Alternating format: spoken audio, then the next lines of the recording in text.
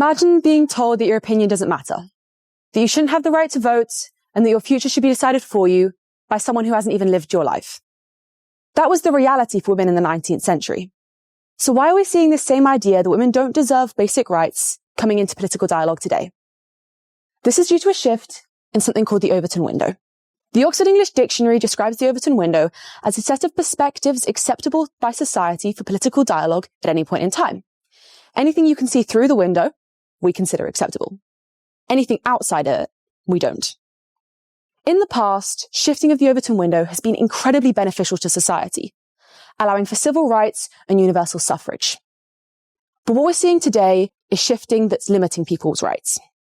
But when dialogue starts to become about someone's basic right to life, it's not a joke. There are many different platforms where people have tried to encourage dialogue between extremists, and we're seeing this becoming extremely prevalent in online debating forums. Now I'm going to use an example of something you might already know. A YouTube channel called Jubilee. They try and foster relations and discussions between completely different perspectives on the political spectrum. They introduce different segments and stories that people need to discuss. And sometimes this can work. But there's a specific example with someone called Mehdi Hassan. He's a left-wing journalist. And during an interview with him, someone said to him, "Get the hell out of my country." This sort of rhetoric should never be acceptable no matter what situation you're in. But shifting of the Overton window and Jubilee themselves have allowed this to happen.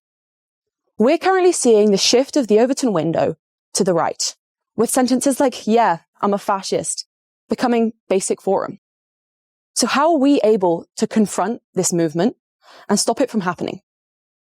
There are a few things that we can do. Number one, debate host fact-checking. When someone's in a debate and they say something completely outlandish or just incorrect, the debate hosts need to stop them right where they are and tell them that they've said something wrong. Number two, education for media literacy. Teaching people how to triangulate their resources and not just believing the first thing that comes up when they open their phone. And number three, start setting boundaries. Some conversations are not up for debate. If extremist ideas are not confronted, societies are just going to suffer. And whilst an idea that you may think is impossible today, shifting of the Overton window can make it happen tomorrow. And politicians and extremist activists can allow this to happen. They can do this through a series of models. I'm going to use one called the radical flank effect. The radical flank effect is when extremist activists use a completely outlandish statement and then make it more moderatable and more palatable for societies. We slowly start to have our Overton window distorted.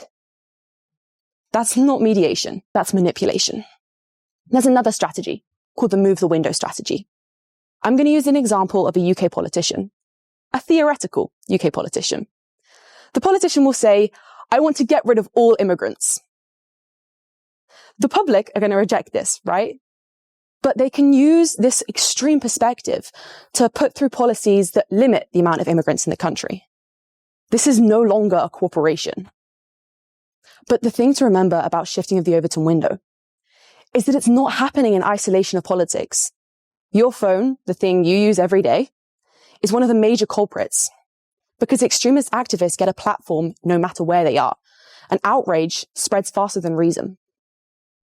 Dialogue between extremists isn't about legitimizing their perspectives.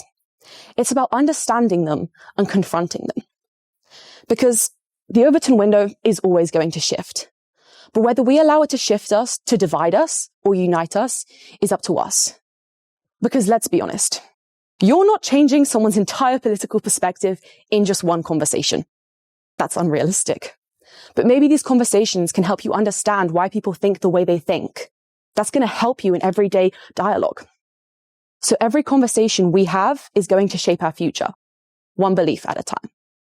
Thank you.